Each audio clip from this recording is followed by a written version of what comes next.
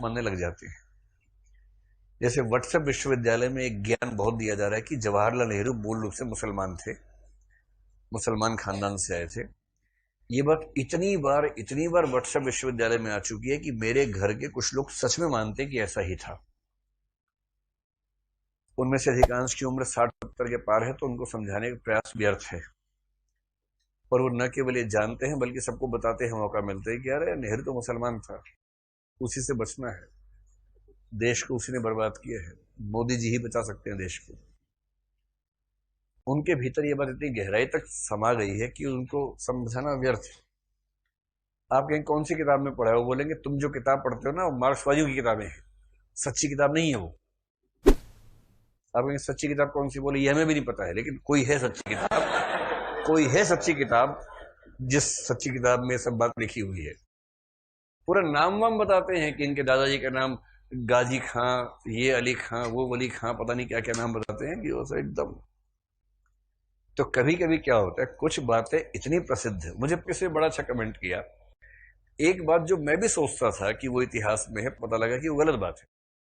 एक कथन भारतीय राजनीति में बहुत प्रसिद्ध है कि जब 1971 में इंदिरा गांधी जब फिर से पीएम बनी, पहले वो 67 में जब ये लाल बहादुर शास्त्री चले गए, 66 में ही तब बनी।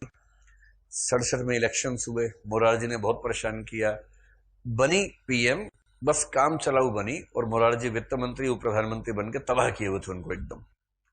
ऐसा मामला कि प्रधानमंत्री कह रहे हैं ये और वित्त मंत्री कह रहे नहीं ये नहीं होगा वित्त के मामलों में। तो इंदिरा गांधी को लगा ये बहुत तबाह करेगा।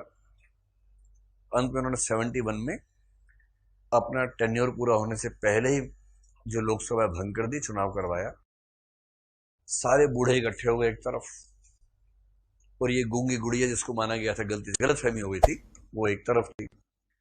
सारे राजे रजवाड़े उसके खिलाफ हो गए थे, और उस इलेक्शन में जनता ने सारे बूढ़ों को रिटायर कर दिया। सारे रजवाड़ों को समझा दिया कि टाइम तुम्हारा निकल गया है, अब लोकतंत्र है, अपने अपने घर को अब हेरिटेज होटल में कन्वर्ट करो, उससे कमा के अपना खाना खाओ, टीवी पर्स खत्म करेंगे तुम्हारे। तो इंदिरा गांधी सुपर कॉन्फिडेंस में थी उस साल, ऐसा जीत के आई। फिर किसी ने कहा कि मैडम अब आपको केवल एक चीज रोक सकती है खुदा बनने से, वो है भारत का संविधान। ये क्या होता है देखो। और उसमें अगले 6 साल में 24 में से 42वें तक के संविधान संशोधन ऐसे निपटाए उन्होंने लाइन से, और सबसे बड़े बड़े संशोधन सारे उस समय में हुए। और उसी बीच में किसी ने बताया कि मैडम पाकिस्तान बहुत परेशान कर रहा है, बांग्लादेश में दिक्कत आ रही है, मतलब पश्चिम पाकिस्तान में दिक्कत आ रही है, पूर्वी पाकिस्तान में। इंदिरा गांधी बोली अच्छा तोड़ दो इसको। फिर सेना के लोग बोले मैडम ऐसे नहीं होता है, पर इतना आसान मामला नहीं होता। बोले आसान मुश्किल क्या होता है, करो ना। तो सेनापति ने कहा मैडम अभी टाइम ठीक नहीं है, सर्दियों में कर पाएंगे, उस समय मैनेज करना आसान होगा। तो मानेक शॉ से बोले सर्दियों तक वेट करियो, ध्यान रखना, वरना तुम सेना में नहीं रहोगे।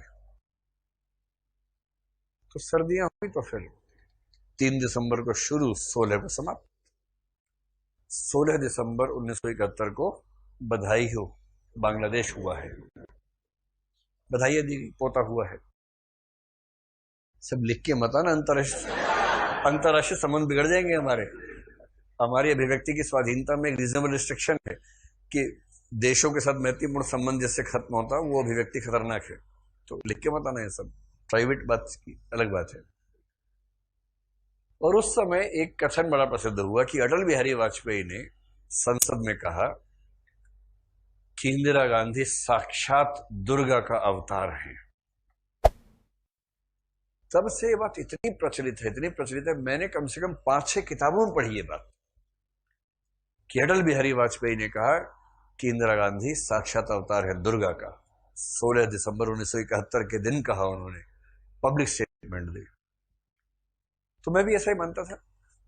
कल परसों एक विद्वान के साथ बैठा हुआ, तो उस विद्वान ने कहा कि ये सबसे बड़ा मिथक है हमारे समाज का।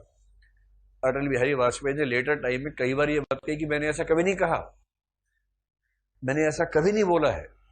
मैं जो कहना चाह रहा हूं, कई बार ऐसा होता है कि एक गलत बात इतनी दोहराई जाती है कि हमें लगने लगता है कि वो इतिहास है। और पद्मावत का पहला हिस्सा ऐसा ही है मिथक, पर इतनी बार दोहराई गई है कि लगने लगता है कि इतिहास है। तो आप